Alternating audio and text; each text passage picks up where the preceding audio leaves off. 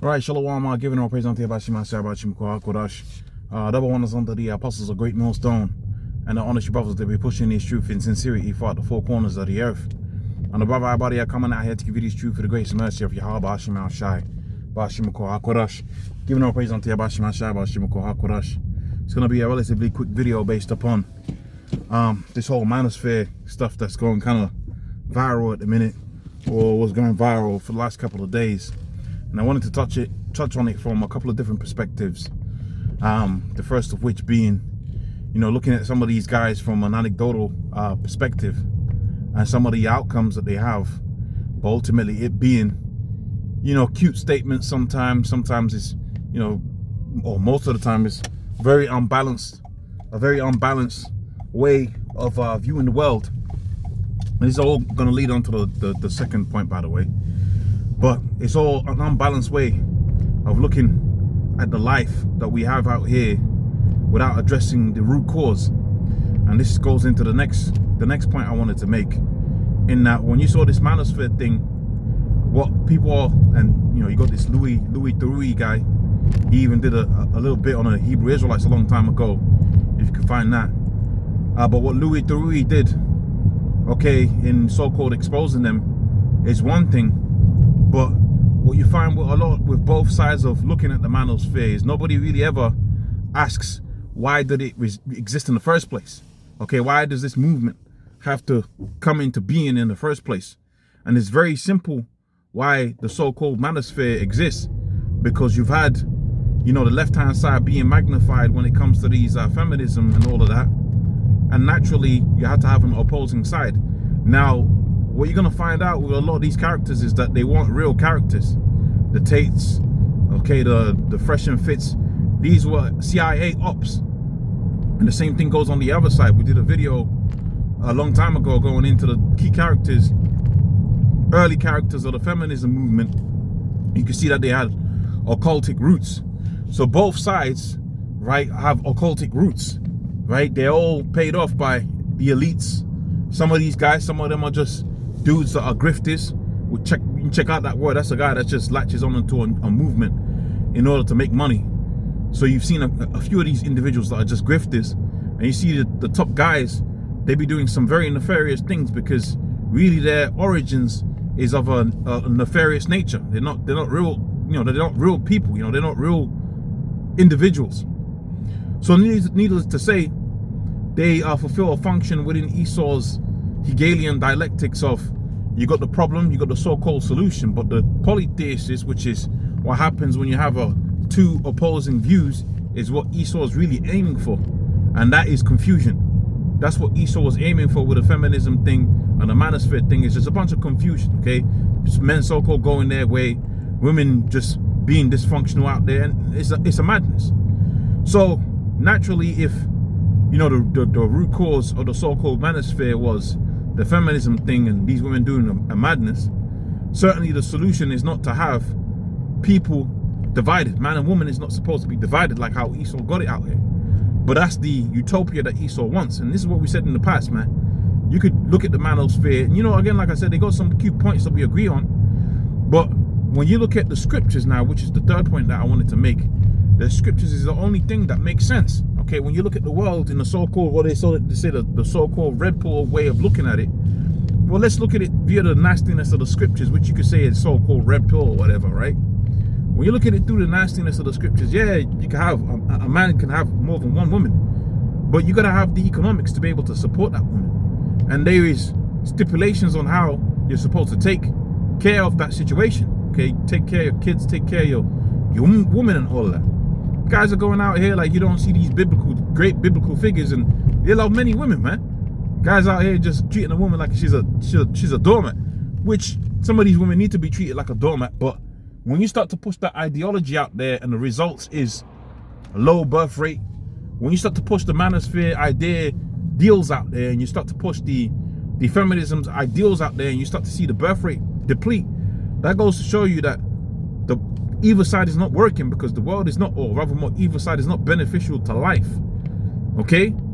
Either side is not beneficial to life. And we see within the scriptures, the Most High said, be fruitful, multiply. And yeah, within the ancient world, where it was expedient. A man had multiple women, but he was multiplying, man.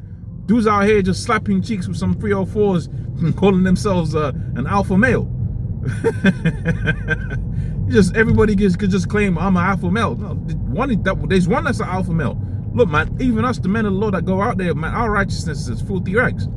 Okay, we aspire to be like Yahweh Shai, but we ain't out here trying to claim some title of super uber masculinity, man. We're gonna be elevated when Yahweh Shai comes, and we understand Yahweh Shai. He is the Alpha, he is the Omega. Now, when we're fashioned after Yahweh Shai's image, that's when we can say all of this alpha stuff. But right now, man, we bums, man. Really, does not the scripture talk about how the Most High giving the truth to the meek, the poor? You know what I mean? I ain't saying going out there and degrading yourself for some woman or something like that. But come on, man.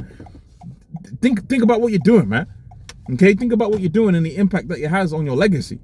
Dudes are out here so-called being alpha males with a whole bunch of baby mamas, okay, and can't take care of them. It's kind of crazy, man. That's kind of irresponsible.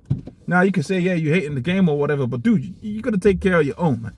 And that's what we're gonna be able to do within the kingdom. And that's really the ultimate end-all be-all solution. See, when you got this whole feminism thing and I don't want to be barefoot and pregnant, that's within a society where you're required to work. Like, let's be real about it. Bills is crazy out here. The rent is too damn high, like the old adage goes. Okay? You kind of have to have your woman work because, man, the things don't add up. And not everybody can be out here driving a Bugatti, like Tate says. Not everybody out here is going to be out here driving a Bugatti unless you sold out. You did the backdooria thing in order to get monetary compensatory reparations from Esau, which is not right. It's better to be poor. And we see with the poor, the meek, that the Most High is going to elevate. What saith the scriptures? You're going to be good. So yeah, your woman's going to be barefoot and pregnant within the kingdom, but you're going to have the resources, the time, okay, everything that's required in order for that situation to work. And guess what? She's going to love that position, man. Okay, dudes is trying to make their own kingdom within Babylon, Nah, man, we through, man. We through, okay? And the only solution is the scriptures. When you start to go into these other little, things, and it's cute sometimes to listen to, they make some cute points that I'm like, yeah, man, that's great, or whatever, right? I've listened to Kevin Samuels and enjoyed myself too, okay? I've listened to that. But when it all comes down to it, how do they teach you to live life? How do they teach you to maneuver within a way that's going to be, right, a becoming of a person that has wisdom? This is when all of these so-called movements fall apart. These movements fall apart because there is no end-all be-all goal that the Most High is pleased with that. And that's what you see with the nastiness of the scriptures, the real red pill, if you will, okay, that's balanced. Okay, that's got wisdom. You see, this brings forth life. Even the scripture says, right, pretty much that when you follow Yahweh Shai, out of your belly was going to come, how does the phrasing go, man? I forget how the wording goes, but pretty much, man, this is an abundance of life, man. Yahweh Shai came to give life. These movements that you see out here, whether it be on a religious level, whether it be on a social, political level, they don't bring forth life, man. Let's be real about it. Okay, the manosphere ain't gonna bring forth some profound understanding that's gonna make it to where dudes is gonna be wise out here. We've seen that. Dudes was on a boat, a bunch of nerds on a boat, right? He's waiting for Myron Gaines to sign their t-shirts. That's not a movement becoming of life. Okay, that's not a movement that's becoming of life. Now, when we see the apostles, watch the apostles or get around elders and all of that, we be excited. We'll be excited. Okay, because those are men that the Most High set up with wisdom. Okay, you're excited because what I'm going to learn here is going to better my life. I'm a better son, better husband, better brother. Okay, I'm a better human being. What the hell is this guy on YouTube going to teach me about? Let me rephrase that because we do learn from the apostles from YouTube. But what's the guy on, around some 304s going to teach me about life that's going to be useful? These guys are fools, man. These guys are fools. And for the reading, when you understand it, these guys are agents. Okay, they're agents because what's the end all be all of what they push out there? It's not life. They're fulfilling the bidding of Esau, which is to bring forth a life where it's like the movie, what's the name of this movie now? Those was going to come back to me because it's relevant to the video. Okay, I forget the name of the movie now, man. Was it with Colin Farrell? I forget the name of the movie where basically they hadn't seen children, babies hadn't been born for like 50 years. Okay, I forget the name of the movie. I can't believe I forget the name of the movie. But children hadn't been born for the longest amount of time. Okay, children hadn't been born for the longest amount of time. So that's what Esau's really trying to bring out here with a dystopia that he's trying to establish out here. But that's okay, man. Let Esau do his thing. Let him pay off these fools. These fools are gonna get whacked with the ICBM and be born in the kingdom with a rightful mind. Anyways, with that, I'm gonna say all praise unto Yahweh Shema Shai Bashimukah HaKodash. Double honors unto the apostles of Great Millstone and the honest brothers that be pushing this truth in sincerity. I'll see you on our next one. Shalom.